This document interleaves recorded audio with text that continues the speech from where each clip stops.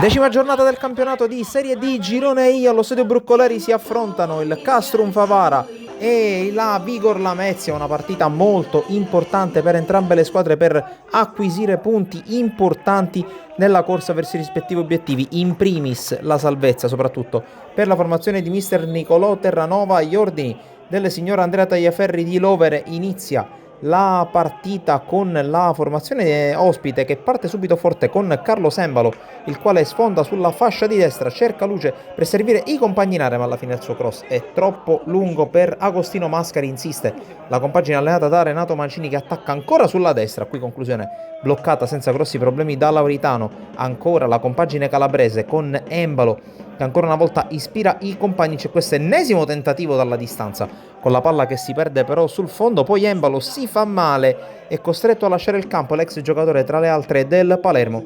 Al suo posto arriva il debutto in maglia Vigor Lamezia per Giovan Battista Catalano, obiettivo di mercato di tante squadre siciliane, ma che alla fine si è accasato alla Vigor Lamezia. Qui primo tentativo per Nacho Varela, rientrato dal lungo stop. Il centroporti argentino blocca tutto Ianni, poi azione pericolosa ancora con Catalano, allontana la difesa con De Min. Poi all'improvviso torna a farsi vedere in attacco il Castrum Favara con questa conclusione mancina da parte di Tripicchio, che sorvola la traversa. Si riaccende come d'incanto la squadra di Terranova, qui conclusione soltanto ciccata dall'Imblici e sfera che si perde tra le braccia del portiere Ianni. Con le immagini passiamo al secondo tempo con una punizione di Catalano molto pericolosa e poi occhio al calcio d'angolo, solito schema per Vaccaro, l'intervento di Tripicchio, la palla che viene bloccata da Ianni, ma secondo il signor Tagliaferri la palla aveva attraversato la linea di porta e allora vantaggio per il Castrum Favara con un altro sigillo tra le mura amiche per Andrea Tripicchio. C'è ancora l'attacco del Castrum Favara, senza dubbio mosso dalle ali dell'entusiasmo. Qui Varela non riesce a calibrare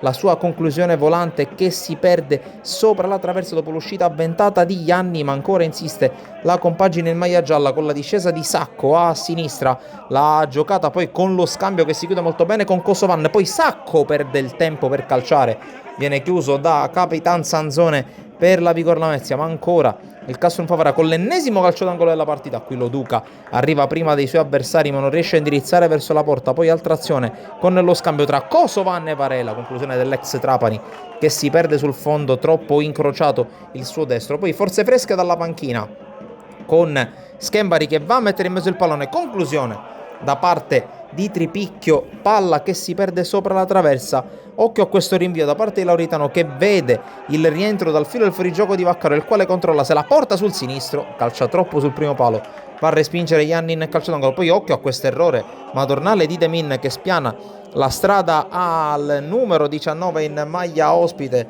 ovvero sia Tandara. Poi la serpentina e la conclusione che si perde fuori ancora da parte di Catalano, senza dubbio il più attivo, ma attenzione a questo corner con la palla messa in mezzo da calcio di punizione, e arriva il pareggio con Enrico da parte della Vigor Lamezia, che sfrutta l'uscita un po' avventata di Lauritano, e allora arriva quasi sul finire di gara il pareggio da parte della Vigor Lamezia, che ha ricevuto il premio per averci creduto fino alla fine. Qui colpo di testa di Piazza, uno dei nuovi ingressi alla panchina, che si perde sopra la traversa. Poi finisce la partita, i tre fischi emessi dal signor Tagliaferri spreca una ghiotta opportunità per vincere davanti al pubblico di casa il Castrum Favara, che pareggia contro un ottimo Vigor Lamezia per 1-1. Da Sportisir è tutto, alla prossima.